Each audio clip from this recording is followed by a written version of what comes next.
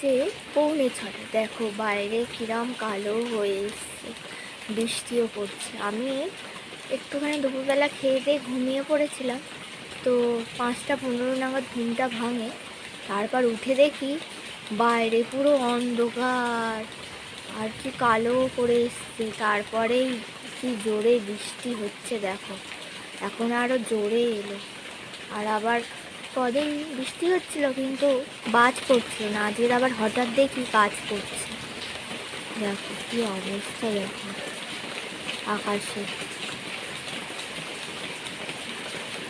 সকাল থেকে কিছুই হলো না, এখন দেখো সন্ধ্যেবেলা কি হচ্ছে।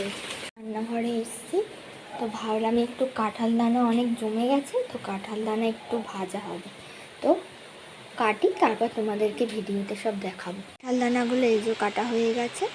তারপর কড়াইয়ে তেল গরম করে নুন আর হলুদ মাখিয়ে এই যে কড়াইয়ে একটু ভেজে নিচ্ছি।